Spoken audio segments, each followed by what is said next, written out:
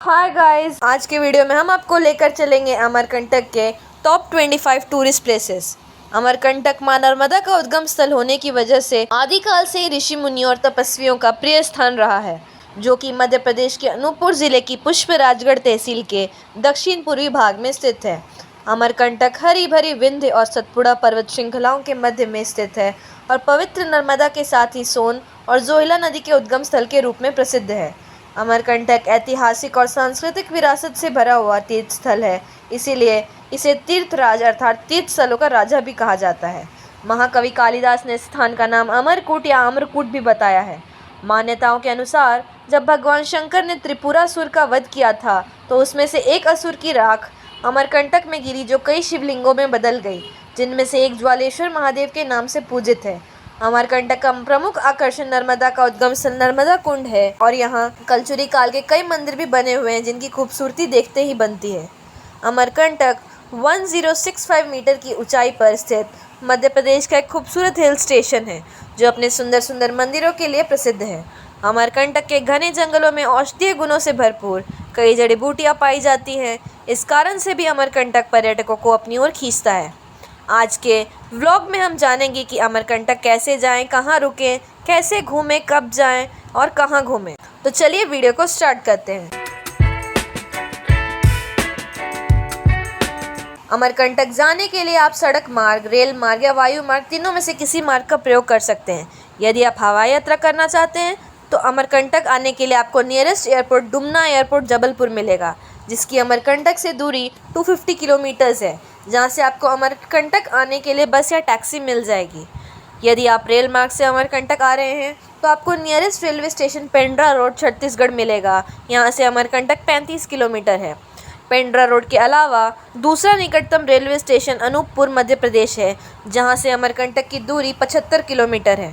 दोनों railway station से आप बस या टैक्सी से अमरकंटक पहुंच सकते हैं। सड़क मार्ग से यदि आप अमरकंटक आना चाहते हैं और आपके शहर से आपको अमरकंटक के लिए सीधे बस नहीं मिलती है तो आप अपने शहर से रायपुर, जबलपुर, बिलासपुर, पेंड्रा रोड या अनूपपुर शहर तक के लिए बस पकड़िए, जहां से आपको अमरकंटक के लिए बस मिल जाएगी। अमरकंटक में रुकने के लिए होटल तो है ही, साथ ही साथ धर्मशाला, आश्रम, गुरुद्वारा और मध्य प्रदेश टूरिज्म के होटल भी हैं। यहाँ पर आपको 500 रुपये से लेकर 2500 रुपये तक अच्छे होटल मिल जाएंगे। और अगर आप आश्रम, धर्मशाला या गुरुद्वारे में रुकते हैं तो आपको नॉमिनल चार्जेस ही लगेंगे और कहीं कहीं तो आपको वो भी नहीं लगेगा। यानी कि अगर आप आश्रम या गुरुद्वारे में ठहरते हैं तो आप निःशुल्क भी रुक सकते हैं। अमरकंटक में काफ़ी सारी जगह तो वॉकिंग डिस्टेंस पर ही हैं, लेकिन कुछ थोड़ी दूर हैं, जैसे कि कबीर चबूतरा, कपिलधारा इत्यादि। तो इसके लिए आप ऑटो या फिर टैक्सी हायर करके घूम सकते हैं। वैसे तो अमरकंटक साल में कभी भी जाया जा सकता है, लेकिन यहाँ घूमने का सबसे अच्छा समय मानसून या पोस्ट मानसून है, क्योंकि पानी गिर चुका होता है या गिर रहा होता है तो चारों तरफ हरियाली हो जाती है। सितंबर से फरवरी तक यहाँ आने का सबसे अच्छा समय है।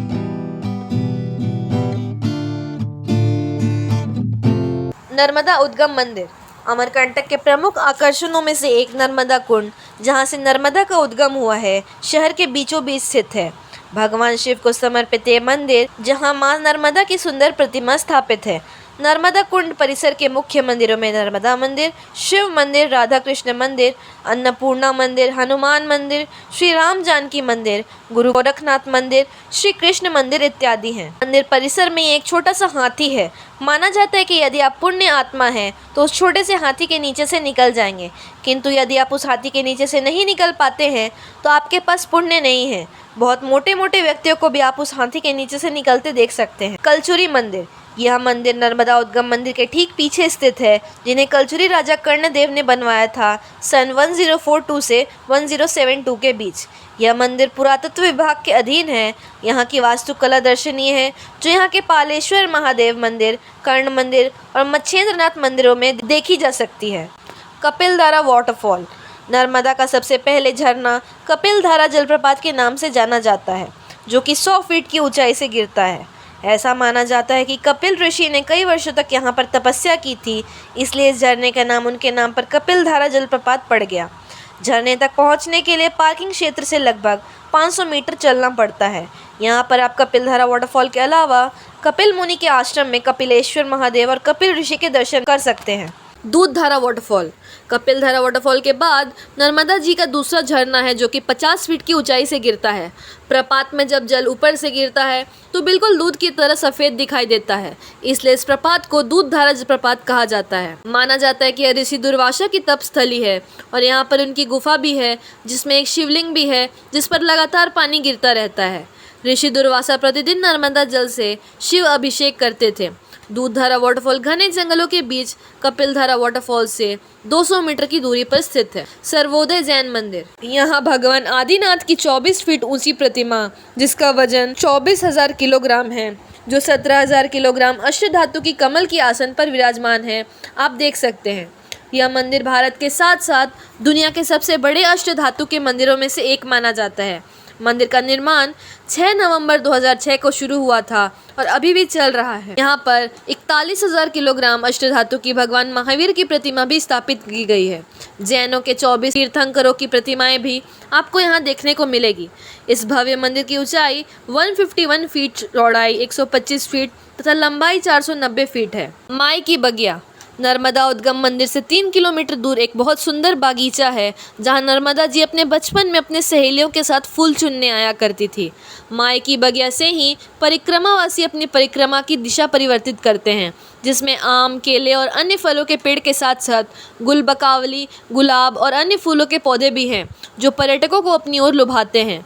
माई की बगिया में ही 5 कुंड भी हैं जिनमें परिक्रमावासी पूजा करते हैं और यहाँ जल चढ़ाते हैं। सोनमुड़ा। सोनमुड़ा में सोन नदी और भद्रा नदी का उद्गम है जो कि आगे चलकर सोनभद्र बन जाती है।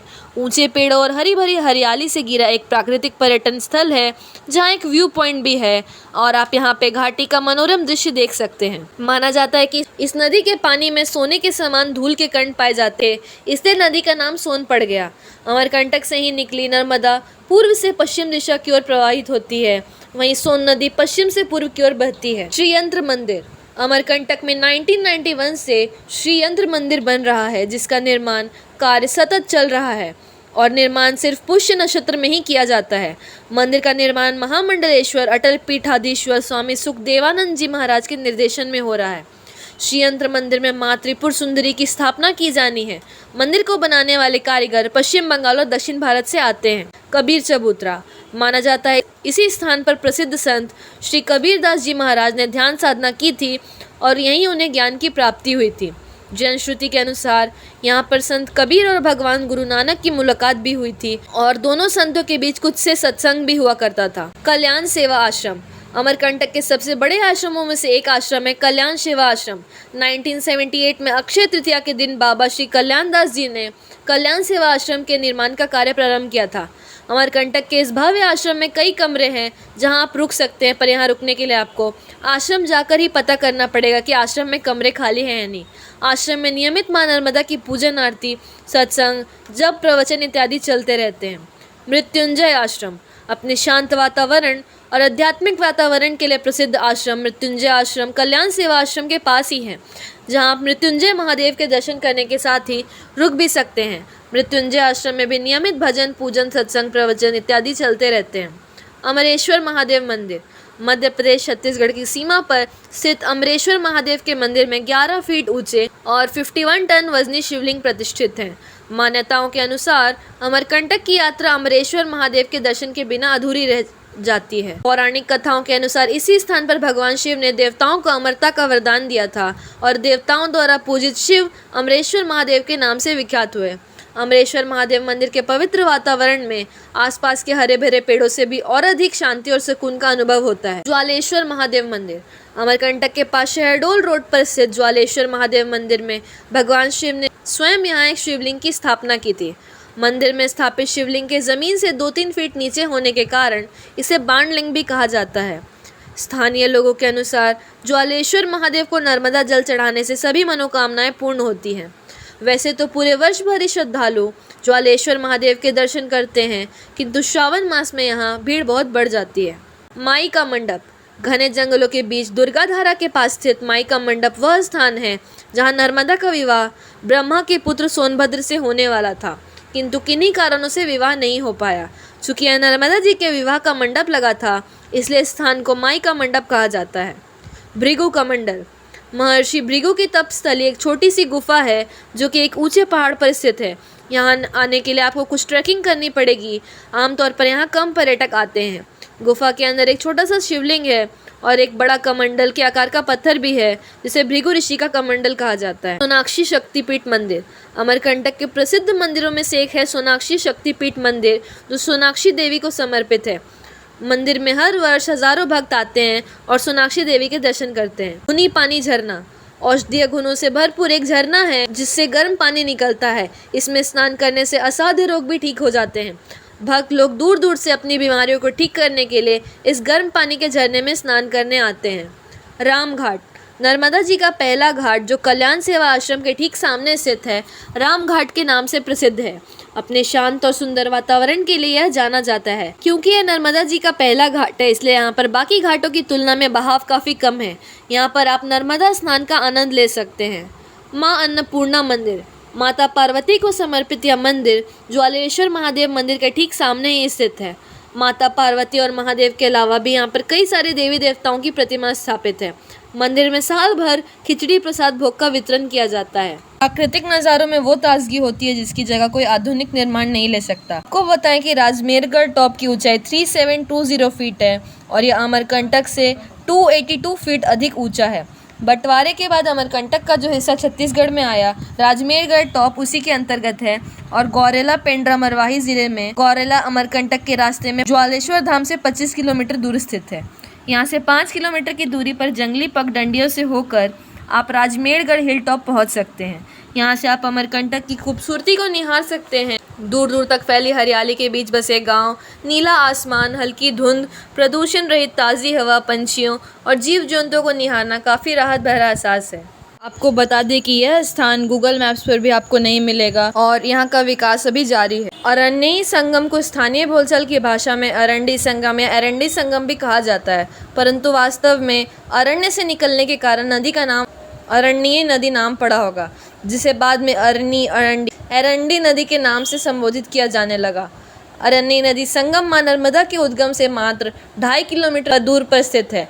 यहाँ अरण्यी संगम में मां नर्मदा में अरण्यी नदी आकर मिलती है तथा संगम बनाती है। इस नदी का उद्गम कबीर चबूतरा से 1 किलोमीटर दूर हुआ है। कुछ किलोमीटर दूर चलकर पहाड़ों में से उतरकर यह नर्मदा में मिल जाती है और संगम का निर्माण करती है। अरण्यी संगम पर माता सती अनसुईया ने 100 वर्ष तपस्या की थी तथा भगवान दत्तात्रेय को अपने पुत्र के रूप में प्राप्त किया था। पौराणिक मान्यताओं के अनुसार ज्येष्ठ शुक्ल पक्ष की दशमी गंगा दशहरा को गंगा नदी स्वयं नर्मदा से मिलने आती है। अमरकंटक से 35 किलोमीटर दूर राजेंद्र ग्राम पुष्पराजगढ़ तहसील मुख्यालय से 7 किलोमीटर दूर धरहरकला गांव के पास जंगल में गणेश जी की प्राचीन प्रतिमा है जो लगातार बढ़ रही है। कहा जाता है कि पहले प्रतिमा की ऊंचाई 1 फुट थी जो अब 11 फुट हो गई है। मान्यता है कि यहाँ भक्तों की मांगी गई हर मनोकामना पूर्ण होती है, इसलिए यहाँ दूर दूर से लोग आते हैं। पहले इस स्थान पर गणेश जी की मूर्ति खुले आसमान के नीचे थी, बाद में मंदिर बनाया गया। गणेश जी की मंदिर के पास कलचुरी कालीन प्राचीन मंदिर है जो अब जर्जर हो चुकी है। मंदिर के पास में भगवान ब्रह्मा, विष्णु और शिव की प्राचीन मूर्तियां भी हैं। मंदिर के पास ही गौरी कुंड और गौरी गुफा है। यहाँ से 2 किलोमीटर दूर ही एक खूबसूरत झरना भी है। अमरकंटक से जब हम माई के मंडप के लिए जाते हैं तब यह स्थान हमें बीच में मिलता है। यहीं से एक कच्चा रास्ता अमरेश्वर मंदिर के लिए जाता है। माई का मंडप, दुर्गाधारा और अमरेश्वर मंदिर तीनों ही छत्तीसगढ़ की सीमा में आते हैं। पूर्व में इसका नाम कुछ और रहा होगा, लेकिन कालांतर में इस स्थान पर मृत्युंजय आश्रम अमरकंटक से जुड़े स्वामी आत्मानंद सरस्वती ने दुर्गा मंदिर का निर्माण करा दिया। तब से इस जलप्रपात का नामकरण दुर्गाधारा हो गया। शंभुधारा जलप्रपात अमरकंटक के प्रसिद्ध तीर्थ स्थल से 9 किलोमीटर दूर बरती नाले से मिलता है। अमरकंटक के आसपास के जंगलों के बीच झरने को देखा जा सकता है। शंभुधारा बहुत ऊंचा नहीं है और इसकी केवल ऊंचाई 35 मीटर है। झरने का उद्गम शंभुधारा नामक स्थान से होता है, जिसके कारण झरने का नाम शंभुधारा जलप्रपात पड़ा। हालांकि यह झरना मौसमी प्रकृति का है और पूरे साल नहीं बहता। रोमांच के शौकीनों के लिए झरने तक पहुंचने के लिए एक छोटा सा ट्रैक है।